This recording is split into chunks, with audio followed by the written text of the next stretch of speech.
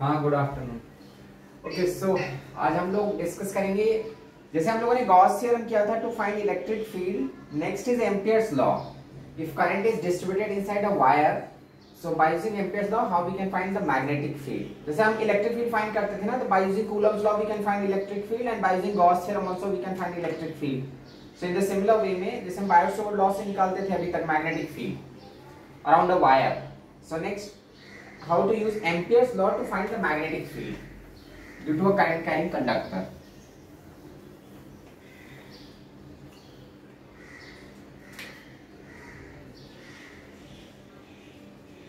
Ampere's law to find magnetic field. तो Ampere's law use करके हम मैग्नेटिक फील्ड कैसे फाइंड करेंगे। तो यहाँ पे अगर सपोज में अपने पास एक वायर है in which current I is flowing, यहाँ पे मैंने एक सिंपल सा पतला सा वायर लिया, that wire current I is flowing and we have to find the magnetic field at this point, at point P, its position vector is R। तो एक तो हम लोगों ने बायो-सावर्ट लॉ यूज किया था, दैट जो रिजल्ट हमने फाइंड किया था for infinite long wire, magnetic field is what, mu naught I divide by 2 pi R। Next हम एम्पियर्स लॉ यूज करके कैसे मैग्नेटिक फील्ड फाइंड करेंगे इस पॉइंट P पे। So first step in Ampere's law, first assume an Amperian loop. जरा देखो Gauss theorem में क्या था, मान लो अपने पास एक चार्ज है, ये पूरा चार्ज होता था।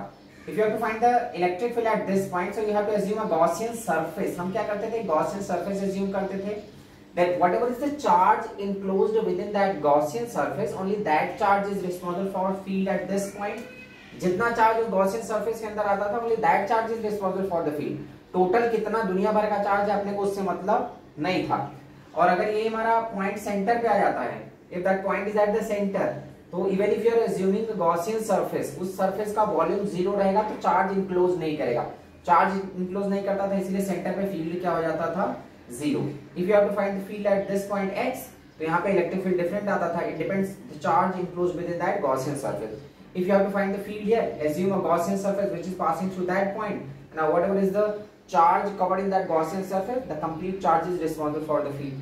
किसी outer point के लिए हम क्या करते थे, assume a Gaussian surface and the total charge which is enclosed within that Gaussian surface, that charge is responsible for the field। Surface के अंदर जितना चार्ज आता है, only that charge is responsible for the field। Surface के बाहर जो charge आ रहा है, that charge is not responsible for the field। तो इसलिए हम Gaussian surface, वहां पे हमारा Gaussian surface का कॉन्सेप्ट, Gauss थ्योरम का कॉन्सेप्ट क्या था, integration of E dot ds, this is what electric flux is equal to total charge enclosed within that Gaussian surface divided by epsilon naught। Surface में जितना charge आएगा, only that charge is responsible for the field। Bank में हमारा account होता है, तो हमारा जितना बैंक का पैसा होता है, जैसे आईसीआईसीआई बैंक में अगर अकाउंट खोल लिया, तो बैंक का पूरा, मेरा बैंक वो है, तो इसका मतलब थोड़ी ना उसका पैसा पूरा, मेरे अकाउंट में जितना पैसा है बस वही मेरा है। बैंक में जितना पैसा उससे मेरे को कोई मतलब नहीं, तो पूरे बैंक का पैसा मेरा नहीं होता, मेरे अकाउंट में जो पैसा है वही मेरा होगा। तो इस पॉइंट पे if you have to find the field, so the charge which is covered in that Gaussian surface, only that charge is responsible for the field। जो उसके बाहर है वो फील्ड डेवलप नहीं कर सकता। तो this is what the statement of Gauss theorem, integration of E dot ds is equal to q by epsilon naught। This is what electric flux। अब सिमिलर वे में हमारा एम्पियर्स लॉ है। In Ampere's law first step, if you have to find the magnetic field, तो magnetic field के लिए कौन responsible होता है, करंट। तो first you have to assume an Amperian loop. ये हमारा एक इमेजिनरी, जैसे हम इमेजिनरी गॉसियन सरफेस एज्यूम करते थे, it is an imaginary Amperian loop. यहाँ पे ये वर्ड ध्यान देना है, यहाँ पे मैंने एक लूप एज्यूम किया है, मैंने कोई सरफेस एज्यूम नहीं किया है। जैसे इलेक्ट्रिक फील्ड निकालने के लिए अपने पास एक चार्ज होता था, suppose if it is a charged wire and you have to find the electric field, तो हमको एक गॉसियन सरफेस एज्यूम करना पड़ता था, मतलब पूरा सरफेस होता था, so that the total charge is covered। but wire को इंक्लोज करने के लिए हमको एक एम्पीरियल लूप एज्यूम करते हैं, जस्ट एक रिंग के जैसा, पूरा सिलेंडर नहीं एज्यूम करना। गॉसियन सरफेस में क्या होता था, एक गॉसियन सरफेस एज्यूम करते थे, पूरा एक 3 डायमेंशनल गॉसियन सरफेस जो पूरे के पूरे चार्ज वायर को ढक दे, पूरा कवर कर दे। लेकिन यहाँ पे ऐसा कुछ नहीं है, यहाँ पे बस अपने को क्या लेना है, एक एम्पीरियल लूप, एक रिंग के जैसा एज्यूम कर लो। यहाँ पे हम नहीं गॉसियन लूप एज्यूम करते थे। गॉसियन लूप क्या करेगा, चार्ज को छोड़ देगा, बहुत सारे चार्ज को। लेकिन यहाँ पे क्या, हमने एक लूप बनाया, हमको बस टोटल करंट मेजर करना है। जो करंट इसके अंदर गया बाहर निकला, दैट इज जस्ट आई, बस उससे मतलब है। ऐसा नहीं कि वायर छोटा वायर लोगे तो भी करंट आई है, बड़ा वायर लोगे तो भी करंट आई, कितना भी लो करंट तो एक ही है ना, इसलिए जस्ट एक लूप एज्यूम करो। ये ध्यान देना है यहाँ पे we are not assuming Amperian surface, we are assuming an Amperian loop, two dimensional Amperian loop हमने एज्यूम किया। Now the total current which is enclosed within this imperial loop, only that current is responsible for the field. तो यहाँ पे according to Ampere's law integration of B dot dl, Gauss theorem में क्या करते थे, integration of E dot ds, क्यों? Because in by using Gauss theorem you have to find the electric field, by using Ampere's law I have to find magnetic field। यहाँ पे हम एक surface assume करते थे इसलिए ds लेते थे, area of that small segment, जो पूरा गॉसियन सरफेस था उसका छोटा सा एरिया लेते थे। यहाँ पे तुम्हारे पास कोई एरिया नहीं है, मैंने एक एम्पीरियन लूप एज्यूम किया है, तो you have to take the length of that small segment. यहाँ पे भी डॉट प्रोडक्ट था, यहाँ पे भी डॉट प्रोडक्ट है, is equal to Gauss theorem में क्या था, it is total charge upon epsilon naught, here total current enclosed within that Amperian loop into mu naught. अब यहाँ पे जो हम मैग्नेटिज्म में यूज करते हैं, यहाँ में हम परमिएबिलिटी यूज करते हैं, वहां पे क्या यूज करते थे, परमिटिविटी। तो जो परमिटिविटी थी, परमिटिविटी हमेशा डिनोमिनेटर में रहता है इलेक्ट्रोस्टैटिक में, और permeability is always in numerator. जैसे वहां पे देखो हम कांस्टेंट क्या यूज करते हैं, तो 1/4 पाई एप्सिलॉन नॉट, यहाँ पे क्या यूज करते हैं, म्यू नॉट अपॉन 4 पाई। तो 4 पाई तो डिनोमिनेटर में है, लेकिन एप्सिलॉन नॉट भी डिनोमिनेटर में होता था, यहाँ पे किसमें रहता है, न्यूमरेटर में। सो it is mu naught times of total current, charge के साथ एप्सिलॉन नॉट डिवाइड होता है, यहाँ पे मल्टीप्लाई होता है। So it is similar to Gauss theorem, integration of B dot dl is equal to mu naught times of total current. इसको चाहो तो डॉट प्रोडक्ट लेना पड़ेगा अपने को, B dot dl, what you write, integration of B dl cos theta is equal to mu naught times of I, this is what Ampere's law, where theta is angle between किसके, magnetic field है Amperian loop, theta is angle between magnetic field and dl। जो Amperian loop में हमने एक छोटा सा segment assume किया, इस एम्पीरियन लूप में क्या करेंगे, छोटा सा सेगमेंट एज्यूम करेंगे dl, बाद में उसको अपन इंटीग्रेट कर देंगे। So b integration of B dot dl is equal to mu naught times of total current. इसका स्टेटमेंट हमारा क्या है, integration of B dot dl, it is the line integral multiple of magnetic field according to Ampere's law, according to Ampere's law, line integral multiple of magnetic field, line integral multiple of magnetic field is equal to mu naught times of total current। Total current कहां का, the current which is enclosed within that loop, बाहर का नहीं, जो loop के अंदर है बस वही current, total current enclosed within that Amperian loop. So this was the statement of Ampere's law, line integral multiple of magnetic field is equal to mu naught times of the total current which is enclosed within that Amperian loop. तो जैसे हम Biot Savart law को use करके magnetic field निकालते थे, we can use Ampere's law also to find the magnetic field at this point. अब जरा यहाँ पे देखो मैग्नेटिक फील्ड का डायरेक्शन कैसा होता है, राइट हैंड थंब रूल, सिर्फ current is flowing in this direction, magnetic lines are like this, inward direction में आएंगी। तो जो मैग्नेटिक लाइंस होती है वो लूप के पैरेलल ही रहती हैं, जैसे इस वायर के अराउंड मैंने एक लूप एज्यूम किया है, तो magnetic lines are also in the same direction. So we can use Ampere's law to find the magnetic field to this wire. Same formula हम यूज कर सकते हैं, B integration of dl is equal to mu naught times of total current. तो कहीं पे भी अपने को करंट फाइंड करना है, वहां पे एक लूप एज्यूम करो, Amperian loop. Now find the total current enclosed within that Amperian loop, and whatever is the total current enclosed within that Amperian loop, that current is responsible for the field at that point. जरा देखो एक simple सा example मैं बताता हूं। मान लो अपने पास एक वायर है, this is the wire of radius r, पूरे वायर में करंट फ्लो कर रहा है, current 10I is flowing in this wire, जो हमारा पूरा वायर है, पूरे वायर में करंट 10I फ्लो कर रहा है, इट्स रेडियस इज r। अब ऐसा मत समझना कि करंट केवल एक सरफेस पे है, पूरा का पूरा वायर में करंट फैला है, मतलब ये करंट डेंसिटी है, एरिया के अलोंग करंट फैला हुआ है, that is 10I। You have to find the field at point P, at point Q and at point R। 3 point मैंने लिया, PQS ले रहा हूं। P का जो सेपरेशन है centre say that is r by 2. The separation of Q is r, the total radius, and the separation of S from the surface is r. Now you have to find the field at P, field at Q and field at S. तो first step, assume an Amperian loop. P के लिए P से हमारा Amperian loop जाएगा and find the current which is enclosed within this loop. To find the magnetic field at Q, एक Amperian loop Q से assume कर लो. And to find the field at S, assume an Amperian loop which is passing through S and find the total current within that loop. तो सबके लिए मैं current निकालूंगा. पहले मैं P वाले लूप के लिए करंट निकाल रहा हूँ. सोचो जरा हमारा P के लिए करंट कितना होगा. जो टोटल करंट का डिस्ट्रीब्यूशन है, this 10I का current is flowing across this area, across total cross sectional area of this wire. So what is the total area of the wire? That is pi r square. So pi r square में current कितना flow कर रहा है? That is 10I. 10I का current is flowing in that complete cross sectional area. So then in unit area it is 10I by pi r square. अब अपने को P के लिए चाहिए, तो P का जो लूप बनाया मैंने, उस लूप का एरिया कितना है, वो कितनी करंट को कवर करेगा. जितना एरिया कवर करेगा उतना ही करंट कवर करेगा. तो पहले P का एरिया देखते हैं. P का एरिया क्या हो जाएगा? पाई r square, pi r by 2 का square, because the radius of the loop is what r by 2. So now इतने एरिया में, ये जो P वाले लूप के एरिया में जो करंट कवर हो रहा है, only that current is responsible for field at P. मैंने बताया ना, उस लूप के अंदर जो कवर होगा only that current is responsible. तो यहाँ पे कितना हो जाएगा?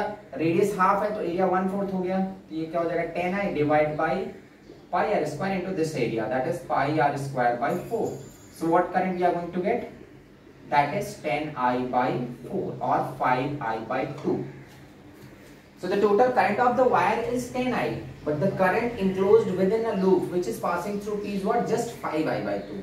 Q के लिए टोटल करंट कवर कर लेगा. जो Q से लूप जा रहा है उसमें कोई टेंशन नहीं है, because the total current is covered within a loop या inside a loop which is passing through Q. For S also, जो लूप S से जा रहा है वो भी देखो पूरे के पूरे करंट को कैप्चर कर ही ले रहा है. तो Q और S के लिए तो टोटल करंट आने वाला है, लेकिन P के लिए करंट कम हो गया. P के लिए हमारा करंट कितना आ रहा है? The current which is enclosed by the loop passing through P is just 5I by 2.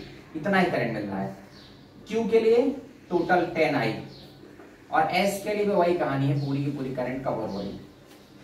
तो P में करंट कम हो गया बिकॉज P का लूप छोटा है, उस लूप में पूरा करंट कवर नहीं हो रहा है. Q वाला लूप तो पूरे वायर को ही घेर ले रहा है, तो Q वाले लूप में तो टोटल करंट कवर हो गया. और S वाले लूप में भी, S तो उस लूप वायर से भी बड़ा है, तो वो तो पूरे करंट को कैप्चर कर ही लेगा.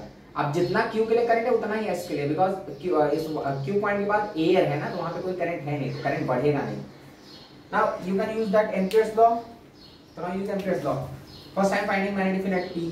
तो what is Amperage law of dP integration of dl is equal to mu naught IP. cos theta मैं नहीं ले रहा हूँ बिकॉज थीटा 0 है. देख लो, जैसा वायर है ना, वायर के अराउंड जैसी मैग्नेटिक लाइंस होंगी, right hand thumb rule, wire के अराउंड मैग्नेटिक लाइंस कैसी होंगी? सर्कुलर. तो लूप भी तो सर्कुलर है, जैसा लूप वैसा मैग्नेटिक फील्ड. जैसे ये वायर है, वायर के अराउंड मैंने लूप जैसा एज्यूम किया है, तो फील्ड लाइन भी तो वैसी ही है, मैग्नेटिक लाइन भी तो वैसी है. तो थीटा यहाँ पे क्या है? 0. जो इस लूप का लेंथ है, उस लूप में अगर एक छोटा सा लेंथ एज्यूम करोगे, और जो मैग्नेटिक फील्ड है, ये मैंने जो लाइन शो किया हुआ है, मैग्नेटिक लाइंस है और लूप दोनों में एंगल 0 डिग्री है, इसलिए मैं थीटा नहीं लिख रहा हूँ, cos थीटा 0 है.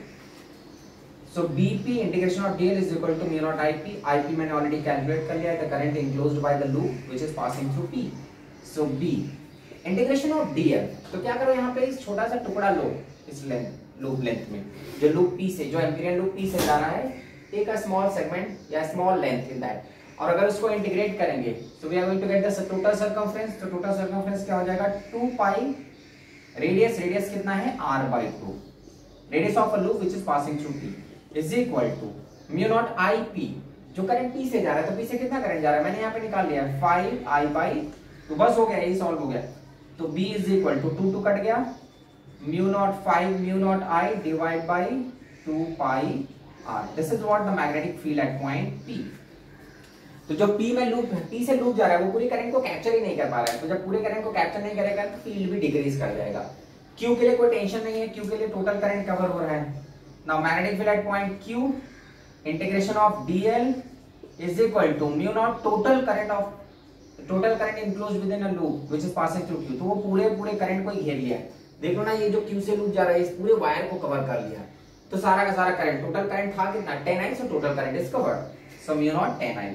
Now B integration of dl, the loop length of this loop जो Q से जा रहा है, तो कितना हो जाएगा 2 pi r is equal to mu naught 10 i।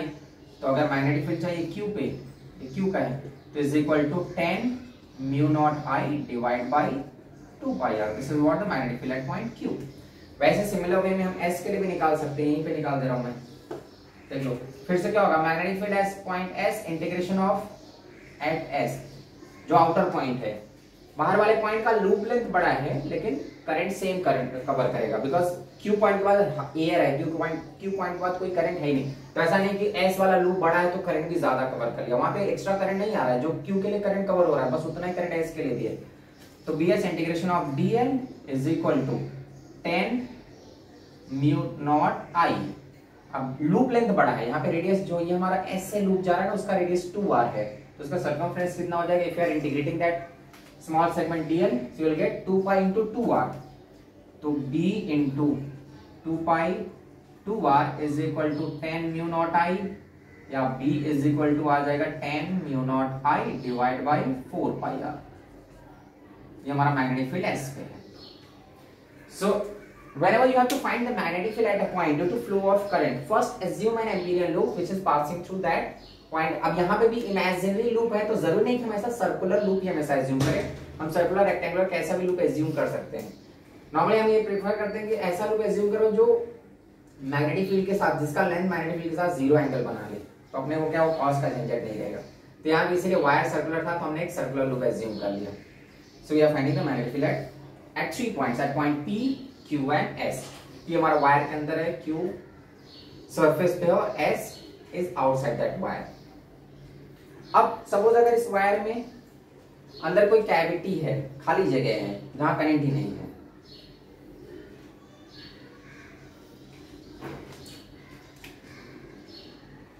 Second question, ये हमारा वायर है, this wire is of radius 2r, मैंने 2r रेडियस का वायर ले लिया है, जिसमें उसके या उसका एक्सिस है वायर का, इसके अंदर r रेडियस तक कुछ है ही नहीं, मतलब r रेडियस की कैविटी है जहां पे कोई करंट नहीं है, उसके बाद करंट फ्लो कर रहा है। Inside this wire there is a cavity of radius r radius तक कुछ नहीं है, उसके बाद r रेडियस तक करंट है। अब करंट की वैल्यू कुछ भी हो सकती है, सपोज यहाँ पे करंट दिया है, यहाँ पे मैं करंट ले लेता हूँ 4i का current is flowing with this, ये इसमें पूरा 4i करंट फ्लो करता है, लेकिन पहला r रेडियस तक कुछ भी नहीं है। Now if I am assuming a point, अब मैं अलग अलग पॉइंट्स ले रहा हूँ जहां पे अपने को मैग्नेटिक फील्ड फाइंड करना है। पहला मैं पॉइंट O ले लिया, जो एकदम से मैंने एक्सिस पे लिया, ये कोई वायर नहीं है, वायर मत समझना है, इस पे जस्ट एक्सिस है, वो यहाँ पे कुछ करंट नहीं है, ये वायर नहीं है। पॉइंट O लिया, फिर मैंने पॉइंट P लिया जिसका डिस्टेंस है r/2, फिर मैंने पॉइंट यहाँ पे एज्यूम कर लिया OPS या Q ले लो, यहाँ पे Q पॉइंट लिया मैंने, S पॉइंट मैं इस वायर के अंदर ले रहा हूँ, point S is here, this is what point S, ये भी यहाँ से r/2 डिस्टेंस पे है, r/2। So 4 points I have assumed, point O which is exactly at the axis, point P जो एक्सिस से r/2 डिस्टेंस पे। तो जरा O और P के बारे में सोचो, अगर O से कोई एम्पीरियल लूप जाता है तो क्या कुछ करंट कवर होगा? O पे तो कुछ करंट कवर होगा ही नहीं, बिकॉज एम्पीरियल लूप अगर बनाओगे तो वो एक लूप बनेगा जिसका रेडियस 0 होगा, तो जब उसका कुछ रेडियस ही नहीं है, वहां पे एयर है, वैसे भी कुछ करंट है नहीं, तो O के लिए कोई करंट नहीं कवर हो रहा है, तो O पे मैग्नेटिक फील्ड भी नहीं होगा। P के लिए देखो, if a loop is passing through P, so that loop is also in air, वो भी लूप एयर में ही है, वहां पे अंदर कैविटी है, कुछ करंट तो है ही नहीं, तो P से अगर लूप जा रहा है तो उसमें भी करंट नहीं कवर हो रहा है। If a loop is passing through Q, if an imperial loop is passing through, यहाँ से एक लूप बना दो, एक लोग उसको कुछ मिलेगा ही नहीं, बिकॉज कैविटी है, वहां पे एयर ही है, कुछ करंट तो है नहीं। सो the loop which is passing through P, उसमें करंट नहीं कवर हो रहा है, तो वहां पे करंट नहीं है तो फील्ड भी नहीं, magnetic field at P is also 0। Now the loop which is passing through Q, अब Q से जरा एक लूप बना दो, ये वाला लूप भी बेचारा कुछ नहीं मिलेगा इसको भी, because Q just starting point पे है, करंट उसके बाद स्टार्ट हो रहा है ना, यहाँ से यहाँ तक के बीच में करंट कितना है 4i, तो Q एकदम स्टार्टिंग में है, तो अगर if a loop is passing through Q, तो वो पूरा एयर ही कवर कर रहा है, करंट तो कवर ही नहीं कर रहा है। सो Q के लिए भी करंट नहीं मिला, जब करंट नहीं मिला तो मैग्नेटिक फील्ड एट Q भी 0 ही होगा। So magnetic field at P Q and O is 0. Point O is exactly at the axis. Loop भी नहीं, लूप में कुछ करंट नहीं आ रहा है, P भी एयर में ही है. Q से जो हम लूप बना रहे हैं, तो Q ऐसे है तो सरफेस पे, लेकिन जो लूप बन रहा है वो तो पूरा एयर को ही कैप्चर कर रहा है, उसमें कुछ करंट तो कैप्चर हो ही नहीं रहा. तो O, P और Q पे कोई मैग्नेटिक फील्ड नहीं. अब S पे मैं निकालता हूँ. S पे करंट कवर होगा, the loop which is passing through S, उसमें करंट आएगा. तो पहले देख लो करंट डेंसिटी निकाल लो. हमारा जो एरिया है, जिस एरिया में करंट है वो बेसिकली कितना एरिया है, आउटर एरिया माइनस एरिया. तो आउटर एरिया क्या होगा, 4 pi are square minus pi are square में करंट कितना फैला हुआ है, 4i. यहाँ पे कुछ भी रैंडम दे सकता है करंट की वैल्यू. तो जो एरिया है, area of cross section in which current is flowing, so outer area of cross section minus cavity. जो आउटर एरिया है उसका 2r रेडियस है, तो टोटल आउटर एरिया कितना हो गया, पूरे वायर का क्रॉस सेक्शन एरिया क्या होगा, 4 pi are square minus pi are square, that is the area of the cavity. So 4 pi are square minus pi are square में करंट कितना है, 4i. तो ये बेसिकली 3 पाई आर स्क्वायर है. सो 3 pi are square में current 4i है, तो unit area में कितना हो जाएगा, 4i upon 3 pi are square. Now you have to take the area of a loop which is passing through S. S वाले में से कितना करंट कवर होगा, तो S वाले के लिए आउटर एरिया ले लो, उसमें से कैविटी माइनस करो. ये वाला जो लूप है, the loop which is passing through S, first find the area of that loop. जिस बट उतना एरिया लेना जितने में करंट है, पूरा एरिया नहीं लेंगे, पूरे एरिया में से कैविटी को माइनस करेंगे. तो पहले पूरा एरिया लो. S वाले लूप का रेडियस कितना होगा, r plus r by 2, so that is 3r by 2. तो पाई 3r बाई 2 का स्क्वायर माइनस पाई r स्क्वायर. ये जो लूप है S से जा रहा है, उसका रेडियस 3r बाई 2 है. So area of that loop is what, pi into 3r by 2 का स्क्वायर माइनस कैविटी का, बिकॉज कैविटी में करंट है ही नहीं. तो ये कितना आ जाएगा हमारा, 9 पाई r square by 4 minus pi r square, 9 pi r square by 4 minus pi r square, तो 5 पाई r स्क्वायर बाई 4. तो 5 पाई r स्क्वायर बाई 4 में करंट कितना होगा, तो 4i upon 3 pi r square into 5 pi r square by 4. 4 cancel हो गया, ये current आ रहा है बेसिकली 5 बाई 3i. इतना करंट है, 5 by 3i current is enclosed in a loop which is passing through S. तो अब बस हो गया, उसके लिए निकाल लो फिर हमारा B integration of dl is equal to mu naught the current enclosed within a loop of current enclosed within a loop which is passing through S.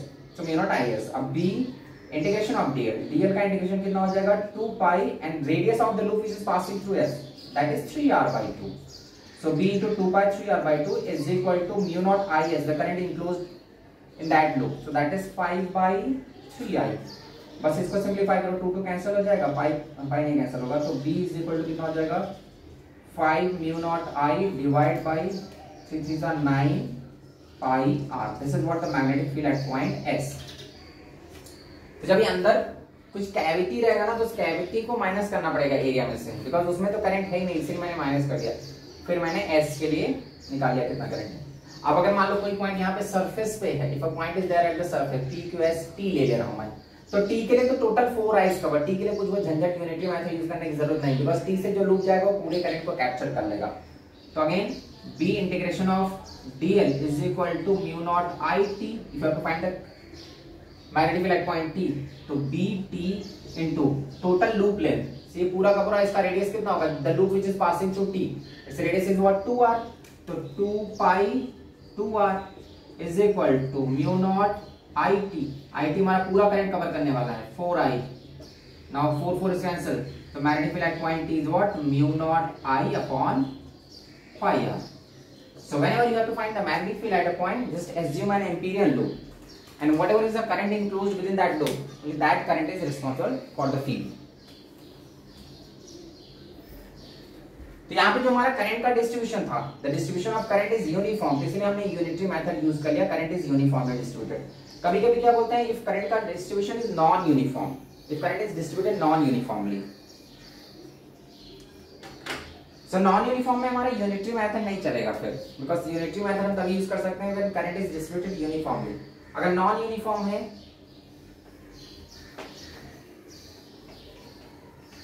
मान लो करंट की डेंसिटी वेरिएबल है, एक्सिस के पास करंट की density कम है, उसके बाद current की density ज्यादा है, तो you can not use unitary method कि इतने एरिया में इतना करंट है, इतने एरिया में इतना, वो तो यूज ही नहीं हो पाएगा, बिकॉज वो तभी होता है जब यूनिफॉर्म डिस्ट्रीब्यूशन. अगर नॉन यूनिफॉर्म डिस्ट्रीब्यूशन है, third case, suppose current density is given J is equal to alpha, या J इज इक्वल टू ऐसा दिया है 2x दिया हुआ है करंट डेंसिटी। सो ये current density is non uniform. वो जो केसेस मैंने डिस्कस किया वहां पे करंट डेंसिटी यूनिफॉर्म था, but in this case it is 2x। 2x क्या इंडिकेट कर रहा है कि एक्सिस से जैसे जैसे दूर जाएंगे करंट डेंसिटी इंक्रीज करता जाएगा। ये हमारा समझो वायर है, जब x की वैल्यू 0 होगी, ये एक्सिस पे x 0 करंट है ही नहीं, उसके बाद करंट थोड़ा थोड़ा बढ़ेगा, बाद में बहुत ज्यादा डेंस हो जाएगा this way, then its density increases. That is what the variable current density. The radius of this wire is r. ये पूरा वायर है जिसका रेडियस r है, in which current exactly कितना करंट फ्लो कर रहा है ये दिया ही नहीं है, डेंसिटी दिया है तो you can find the total current. Dense current density was given 2x. Now you have to find the magnetic field. अब अपने को उसके अंदर magnetic field find करने हैं। मुझे अभी P पे निकालना है, यहाँ पे P है और यहाँ पे Q है। You have to find the magnetic field at P and Q. P का जो रेडियस है that is r/2 और Q तुम्हारा सरफेस पे। तो यहाँ पे हम यूनिटरी मेथड नहीं यूज कर पाएंगे। हम क्या करेंगे, पहले अपना एक छोटा सा वायर एज्यूम करेंगे, because whenever a quantity is variable you have to handle it by using integration. Integration हमको यूज करना होगा, तो हम क्या करते हैं, अपना एक छोटा सा वायर एज्यूम करते हैं। एज्यूम कर लो एक x रेडियस का वायर, ये हमारा x रेडियस है, एक मैंने पतला सा वायर एज्यूम कर लिया, x उसका रेडियस है और थिकनेस है उसका dx। तो पहले मैं उस अपने छोटे से वायर में करंट निकालूंगा, then I can integrate. P के लिए मैं, अगर मुझे P के लिए करंट चाहिए होगा तो मैं 0 से r/2 तक x को इंटीग्रेट करूंगा, and to find the total current enclosed within loop which is passing through Q। Q के लिए चाहिए होगा तो उसी x को इंटीग्रेट करना 0 टू r। तो पहले मैं अपने एक छोटे से लूप का, जो मैंने एक छोटा सा लूप एज्यूम किया, छोटा सा एरिया एज्यूम किया है, उसमें कितना करंट है। So current density is given, current density कितना दिया है 2x। ये कुछ भी दे सकता है, alpha x, beta x, gamma x, कुछ भी जो देना है, x + 1, x² + 1, रैंडम कुछ भी दे सकता है। तो करंट डेंसिटी होता है क्या, basically current upon area, current per unit area is what current density which is given 2x। तो यहां से अगर di निकालते हो तो di क्या हो जाएगा 2x dA। dA is what area of that loop, जो मैंने एक छोटा सा लूप एज्यूम किया हुआ है। तो 2x इनटू एरिया क्या होता है, एरिया ऑफ ये जो मैंने रिंग एज्यूम किया है, तो area is what length into width या लेंथ इनटू थिकनेस। इसका लेंथ कितना है, ये जो मैंने रेड लाइन में एज्यूम किया हुआ है, तो इसका लेंथ कितना हो जाएगा, total circumference 2πx into its width is what dx. This is what di. Now to get the total current you have to integrate this. ये पूरा इंटीग्रेट कर लो तो क्या हो जाएगा 4πx² dx। ये हमारा करंट की वैल्यू, ऐसे करंट टोटल करंट का एक्सप्रेशन आ गया। P के लिए निकालना होगा तो बस इसी को इंटीग्रेट करेंगे 0 to r/2, and for Q you have to integrate from 0 to r। तो चलो मैं पहले P के लिए करंट निकाल देता हूँ। Total current enclosed in a loop which is passing through P। अगर P से लूप पास कराओगे तो कितना करंट कवर करेगा, Q से लूप पास करेगा तो कितना करंट कवर करेगा। I am going to calculate that current. So the loop which is passing through P, what current it is going to cover, 4π बाहर कर दो, integration of x² dx, limit is 0 to r/2। तो 4πx² का integration क्या हो जाएगा x³ 3, limit 0 to r/2। 3 को बाहर कर दो, so what we are going to get 4π/3 x³। तो x³ मतलब यहाँ पे r/2 का क्यूब कितना हो जाएगा r³/8। ये हमारा आ रहा है current enclosed within a loop which is passing through P। So that is πr³ divide by 6। ये करंट आ गया। Now you can apply Ampere's law. चलो या तो मैं अभी चाहूं तो Q के लिए भी तुरंत निकाल ही लो, ये हमारा P का करंट आ गया। Now find the current which is enclosed within a loop which is the loop which is passing through Q। अब Q के लिए निकालोगे तो क्या होगा, लिमिट केवल बदल जाएगा, तो IQ क्या हो जाएगा 4π, ये 0 to r हो जाएगा x² dx। तो एकदम आसान सा एक्सप्रेशन आ जाएगा 4πr³/3, दैट इज 4/3πr³। ये हमारा करंट P के लिए कवर हुआ, ये करंट Q के लिए। Now you can apply that Ampere's law. तो BP integration of dl is equal to μ0Ip if you are finding field at P। तो BP इंटीग्रेशन ऑफ dl, इसका loop length, तो that is circumference 2πr/2 is equal to μ0Ip, जो Ip वाला loop current cover किया था, कितना cover किया था πr³/6। तो μ0πr³/6, बस इसी को सिंपलीफाई कर 2 कैंसिल, तो magnetic field at point P is what μ0πr³ divide by pi cancel, तो μ0r³ डिवाइड बाय 6। R, तो 1R is cancelled, तो magnetic field we are getting at point P what mu naught. अब यहाँ पे current खोजोगे तो current मिल ही नहीं रहा ना, बिकॉज करंट डेंसिटी x के टर्म में था, तो करंट x R के टर्म में आ चुका है, तो mu naught R square by 6। Current बहुत खोजने लगना कि मैग्नेटिक फील्ड में करंट आ ही नहीं रहा है, because the total current we are not getting in terms of I, total current we are getting in terms of R, because that current density is what variable and वो x के according very कर रहा है, तो x पे depend कर रहा है current. In the similar way में you can find the magnetic field at Q, तो Q को निकालने जाओगे तो फिर से वही same dq integration of dl is equal to mu naught iq। now d, the loop which is passing through Q, its total circumference is what 2 pi r, so 2 pi r is equal to mu naught iq, iq which I have calculated, that is 4 by 3 pi r cube। Simplify कर लो, r cancel हो जाएगा, 2 cancel हो जाएगा, तो d कितना आ जाएगा, पाई भी जाएगा, तो 2r square by 3, mu naught भी है भाई, mu naught 2 mu naught r square by 3। So when current is of variable density, you cannot get directly current, you have to use integration। तो पहले अपना एक छोटा सा लूप एज्यूम कर लो, बिकॉज़ यहाँ पे करंट देख के मालूम चल रहा है कि स्टार्टिंग में करंट था ही नहीं, मतलब एक्सिस पे कुछ भी करंट नहीं, if you are putting x equal to 0 हमको करंट नहीं मिलेगा। जैसे जैसे x इंक्रीज कर रहा है, when x increases current increases, तो इसीलिए देखो मैंने यहाँ पे ऐसे लाइन शो किया, पहले बहुत कम लाइन थी, बहुत कम करंट था, बाद में दैट करंट इंक्रीजेस। तो in this case you cannot use that unitary method कि पहले एरिया हाफ था तो करंट हाफ था, एरिया फुल हो गया तो करंट फुल हो गया, वो तो तब होता है जब यूनिफॉर्म डिस्ट्रीब्यूशन होता है, तो वहां पे हम यूनिटरी मेथड यूज कर सकते थे, बट यहाँ पे करंट का डिस्ट्रीब्यूशन नॉन यूनिफॉर्म है। When it is distributed non uniformly you have to use integration. अब इंटीग्रेशन का मेथड क्या होता है, पहले अपने को एक स्मॉल सेगमेंट, एक छोटा सा एरिया लेना होगा, उस छोटे से एरिया में देखो कितना करंट है, then you can integrate it to get the total current. अब टोटल करंट किसी के लिए भी निकाल सकते हैं, P के लिए भी और Q के लिए भी, कोई आउटर पॉइंट है तो बस Q तक इंटीग्रेट कर देंगे। जैसे मान लो यहाँ पे ऐसे R रेडियस और दो, तो इसको 0 to R मत इंटीग्रेट मार देना, बिकॉज R के बाद खत्म, करंट है ही नहीं, तो लूप लेंथ में उसको लेंगे, लेकिन इंटीग्रेशन 0 to R ही चलेगा। ऐसा नहीं कि S वाले का यहाँ से 2R है तो इंटीग्रेट करते रहे अंधाधुंध, 0 से 2R इंटीग्रेट कर दिया, तो वो गलत हो जाएगा, बिकॉज Q पॉइंट के बाद करंट नहीं है, तो वायर के सरफेस तक ही इंटीग्रेट करेंगे, वायर के सरफेस के बाद नहीं। लेकिन जो लूप एज्यूम करते हैं तो उस लूप लेंथ में पूरा का पूरा लेंथ लेंगे, लेकिन करंट में हम केवल वायर के सरफेस तक करंट इंट्रोड्यूस करेंगे। ठीक है, तो because here current is variable, तो करंट डेंसिटी क्या होता है, current per unit area. So from here we can get di is equal to current density into dA, और dA क्या होगा, एरिया ऑफ दिस लूप, जो मैंने रेड कलर में एक लूप एज्यूम किया, तो एरिया क्या होता है, length into width, length is 2 pi x and width is dx। तो we are getting a expression for the current, how current is variable, तो I is equal to 4 pi x square dx। अब P के लिए चाहिए तो 0 to R by 2 increase करो, Q के लिए चाहिए तो 0 to R, तो if you are integrating it from 0 to R you will get the total current enclosed by a loop which is passing through Q। तो 0 to R इंटीग्रेट कर लेते हैं, हमारा P के लिए करंट आ गया, Q के लिए करंट, देन यू कैन, उसके बाद तो सिंपल है, एम्पियर्स लॉ यूज करना है, B dot dl is equal to mu naught times of total current.